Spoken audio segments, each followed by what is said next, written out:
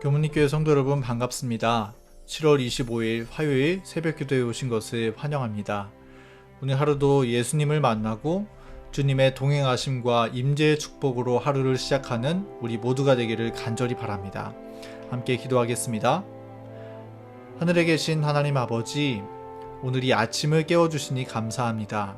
이 시간 성령께서 함께하여 주셔서 하나님의 말씀 안에 주님의 사랑을 발견하고 깊고 넓으신 예수님의 은혜에 이끌리게 되는 귀한 예배 시간이 될 수 있도록 인도하여 주시옵소서. 예수님의 이름으로 기도드립니다. 아멘. 오늘 이 아침에는 진리가 무엇이냐 라는 제목으로 함께 말씀의 은혜를 나누겠습니다. 함께 본문 성경절을 읽겠습니다. 요한복음 18장 38절 말씀입니다. 빌라도가 가로되 진리가 무엇이냐 하더라. 이 말을 하고 다시 유대인들에게 나가서 이르되 나는 그에게서 아무 죄도 찾지 못하노라. 여러분은 혹시 예수님을 어떻게 처음 만나게 되셨나요? 어떤 사람들은 굉장히 극적인 히스토리가 있는 분도 계실 것이고 또 어떤 분들은 자연스럽게 받아들이게 되신 분도 계실 겁니다. 우리가 주님을 만나게 된 계기가 서로 다 다르지만 한 가지 공통점은 예수님에 대해 전혀 관심 없이 살다가 주님을 알게 되면서부터 점차 주님에 대해 좀 더 알아가고 싶고 좀 더 사귀고 싶은 마음이 들었다는 것이겠죠. 오늘 본문 말씀에 나오는 빌라도도 그런 과정을 조금 맛보았습니다. 빌라도는 예수님과 직접 대화를 나눌 수 있는 기회가 있었죠. 물론 그는 결국 예수님을 선택하지 않은 안타까운 사람이었지만 그는 주님과의 대화를 통해서 조금씩 대화가 깊어지고 조금씩 마음이 예수님께 이끌리게 되어서 주님을 믿고 싶은 열렬한 충동이 생기게 되었던 그런 경험을 했었던 사람이었습니다. 오늘은 그 빌라도의 이야기를 함께 나눠보고자 합니다. 첫째로 빌라도는 주님을 처음 만났을 때 그분을 함부로 판단하려고 하지 않았다고 했습니다. 사실 빌라도는 군중의 요구에 잘 휘둘리던 사람이었죠. 그런 점 때문에 빌라도가 한 번은 무죄한 사람을 판결해서 죽게 한 적도 있었는데요. 유대 지도자들은 그런 빌라도를 이용해서 예수님을 죽이고자 찾아갔던 것입니다. 그러나 빌라도는 예수님을 봤을 때 그분을 함부로 판단하려 하지 않았습니다.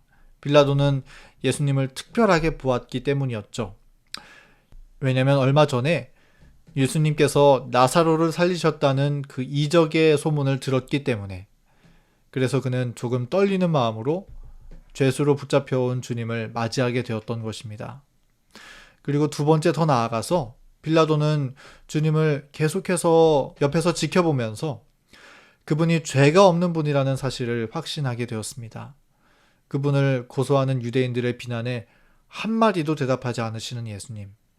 죄수의 신분으로 끌려왔으나 죄수의 모습은 보이지 않고 너무나 온유하고 화평하던 그런 예수님을 보고 빌라도는 주님이 결코 죄인이 아니라는 사실을 확신하게 되었던 것이죠.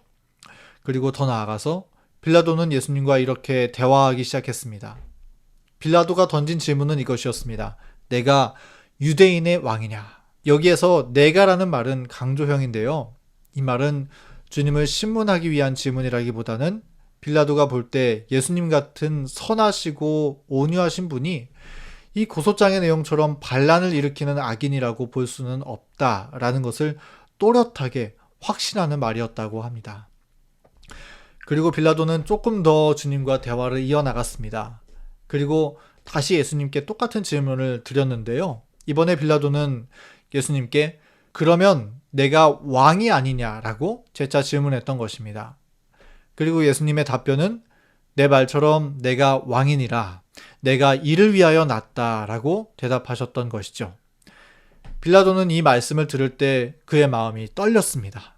왜냐하면 만약 이 예수님의 말씀이 사실이라면 그가 신문하고 있는 이 유대인의 왕이라는 제목으로 이끌려온 이분은 죄인이 아니라 정말로 하나님의 아들, 곧 성육신하신 창조주 하나님이실 수 있다는 생각이 들었던 것이죠.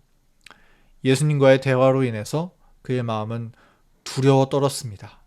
그리고 예수님께 그 대화 끝에 다시 한번 질문을 던집니다. 빌라도가 가로되 진리가 무엇이냐 하더라. 빌라도는 이제 더 나아가서 정말 예수님이 하나님의 아들이라면 과연 진리가 무엇입니까? 라고 질문하는 것이죠. 빌라도의 질문에는 이런 의미가 포함되어 있다고 볼 수 있겠습니다. 당신이 정말 하나님의 아들입니까? 인류를 구원하러 오신 메시아가 정말 당신이 맞습니까? 저도 당신을 믿고 구원받으려면 어떻게 해야 합니까? 저 같은 죄인도 당신의 제자가 될 수 있나요? 이제 저는 어떻게 살아야 합니까? 이런 영적 갈급함을 담은 질문을 진리가 무엇이냐라는 한마디의 말로 주님께 질문했던 것입니다. 우리 시대의 소망에 보면 빌라도는 진리를 알고자 하는 열망으로 가득 차 있었고 구주의 말씀을 열렬히 붙잡았으며 예수님께 감동되었다라고 말하고 있습니다. 예수님과의 대화 끝에 그리고 예수님의 모습을 지켜본 끝에 그의 마음속에 예수님을 간절하게 붙잡고자 하는 거룩한 충동이 들었다는 것이죠. 여기까지는 너무나 좋았습니다. 성령께서 역사하셨고 빌라도의 마음이 한 발자국만 더 주님께로 움직였다면 어쩌면 빌라도는 회개했을지도 모릅니다. 그러나 빌라도는 회개하지 못했습니다. 그 이유가 무엇일까요? 우리 시대의 소망의 기록은 이렇게 말합니다. 진리가 무엇이냐고 그는 물었다. 그러나 그는 대답을 기다리지 않았다. 빌라도는 예수님께 감동하여서 진리가 무엇이냐라고 질문했습니다. 그런데 빌라도는 그 질문에 대한 예수님의 답변을 듣지 않았습니다. 한번 감동받고 한번 은혜 받은 데서 그쳐서는 주님의 응답을 듣는 지점까지 나아가지는 못했던 것입니다.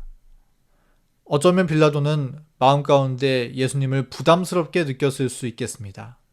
주님을 받아들일 때 헤쳐나가야 하는 어려움과 환난이 무겁게 마음을 짓눌렀을 수도 있겠습니다. 주님을 십자가에 못 박으라고 혈안이 되어 부르짖는 유대 지도자들이 두려웠을 수도 있겠죠. 그러나 결론적으로 빌라도가 영생을 잃어버리게 된 중대한 이유는 주님과 한마디 더 대화를 나누지 않았기 때문인 것입니다. 조금만 더 어쩌면 단 한마디 주님의 답변만 들을 수 있었다면 좋았을 텐데 그는 거기서 대화를 멈추어 버렸습니다. 그래서 빌라도는 주님을 가장 가까이에서 볼 수 있었음에도 불구하고 주님을 놓쳐버리게 되었던 것이죠.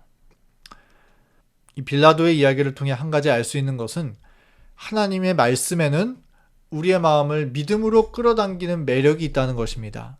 그래서 로마의 총독 빌라도도 주님과 대화할수록 주님의 품성을 볼수록 주님을 믿고 싶은 열렬한 충동을 느꼈다라고 하는 것이죠.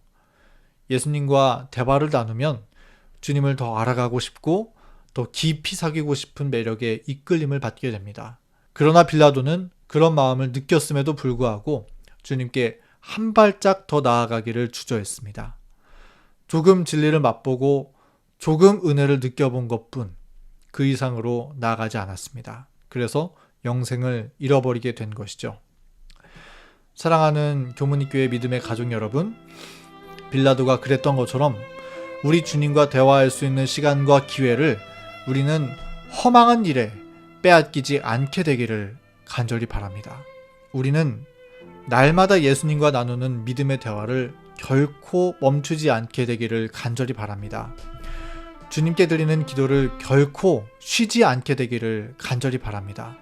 말씀을 통해 하나님의 음성을 듣는 매일의 교제의 시간이 끊어지지 않게 되기를 간절히 바랍니다. 그래서 주님을 향한 사랑과 은혜가 날마다 우리 속에 더해지고 더해져서 진리가 무엇이냐라는 질문에 대한 해답을 주님 안에서 발견하고 영생의 축복과 동행의 기쁨을 매일마다 더욱 누리는 우리 모두가 되기를 간절히 바라면서 오늘 말씀을 줄이겠습니다. 기도하겠습니다. 하늘에 계신 하나님 아버지, 주님께서 우리를 찾아오시고 대화하실 때에 그 주님의 음성을 피하지 않도록 인도하여 주셔서 우리를 진리의 길로 인도해 주시고 구원해 주시고자 하시는 그 하나님의 계획이 오늘 우리 속에 성취될 수 있도록 인도하여 주시옵소서. 날마다 주님과 교제하는 가운데 주님을 향한 사랑이 더해지고 믿음이 더해지는 우리 모두가 될 수 있도록 인도해 주시기를 간절히 바라며 예수님의 이름으로 기도드립니다. 아멘. 이제 함께 오늘의 기도 제목을 두고 기도하겠습니다. 첫 번째는 교회의 환우들을 위해서, 특별히 안흥정 집사님을 위해서 함께 기도하겠습니다. 두 번째는 코로나의 회복과 성도들의 건강을 위해서 기도하겠습니다. 세 번째는 우리 청소년교회, 학생교회를 위해서 기도하겠습니다. 그리고 네 번째는 개인의 기도 제목을 위해서 함께 음악이 마칠 때까지 기도하는 시간 갖겠습니다.